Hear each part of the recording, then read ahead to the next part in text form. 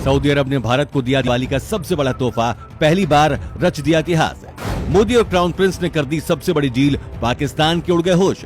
आपको दुनिया की सबसे बड़ी आरामको कंपनी का नाम याद होगा, जिसे दुनिया की सबसे दौलतमंद कंपनी कहा जाता है। जानकारों की माने तो ये कंपनी अपने पैसे के बारे में ज्यादा नहीं बताती, लेकिन जितना भी उसने बताया है उसके हिसाब से आरामको के शेयर का मूल्य $2 ट्रिलियन है, जो अमेरिका की टेक कंपनी एप्पल से भी अधिक है। आपको बता दें, दिवाली के मौके पर इसी कंपनी ने भारत में $15 अरब के निवेश की घोषणा की है। इसके साथ ही साथ ये भी कहा है कि आरामको महाराष्ट्र के पश्चिमी घाट पर 60 मिलियन टन की रिफाइनरी बनाएगी। जब ये बात चीन और पाकिस्तान को पता लगी तो उनके हुक्मरान गश खाकर गिर गए और पाकिस्तान में तो सन्नाटा पसर गया। पाकिस्तान के पीएम ने कहा कि इस्लामिक देश सऊदी अरब को सोचना चाहिए कि वो अपना पैसा कहां लगा रहा है। सऊदी अरब को चाहिए कि वो अपना पैसा पाकिस्तान में लगाए। अब उसी सऊदी अरब ने एक बार फिर चीन और पाकिस्तान को टेंशन दे दी।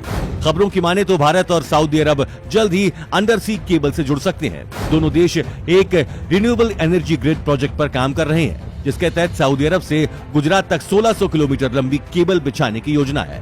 ऑयल मिनिस्ट्री ने 3 साल पहले इस प्रोजेक्ट की स्टडी की थी, लेकिन अब इस पर बात आगे बढ़ रही है। कहा जा रहा है कि इस महत्वाकांक्षी प्रोजेक्ट पर 15 से 18 अरब डॉलर की लागत आ सकती है।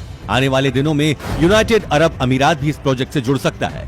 खबरों की माने तो ये प्रोजेक्ट गुजरात के मुद्रा पोर्ट से सऊदी अरब के तटीय शहर पुजारा तक जाएगा, जिसकी पूरी दूरी 1600 किलोमीटर है। सूत्रों की माने तो सऊदी अरब के एनर्जी मिनिस्टर शहजादा अब्दुल अजीज बिन सलमान भारत आ रहे हैं। इस दौरान वो भारतीय अधिकारियों के साथ इस प्रोजेक्ट पर बात कर सकते हैं। उसके बाद अगले 3 महीने में अरब के प्राइम मिनिस्टर और क्राउन प्रिंस मोहम्मद बिन सलमान का भारत आने का कार्यक्रम है। प्रधानमंत्री नरेंद्र मोदी और मोहम्मद बिन सलमान इस एनर्जी प्रोजेक्ट को आगे बढ़ाने के लिए उत्सुक हैं। अभी इस बात की संभावना तलाशी जा रही है कि ये प्रोजेक्ट कमर्शियल रूप से कितना व्यावहारिक होगा। अगर भारत इस पर सहमत होता है तो यूएई की सरकार भी इस महत्वाकांक्षी परियोजना का हिस्सा बन सकती है।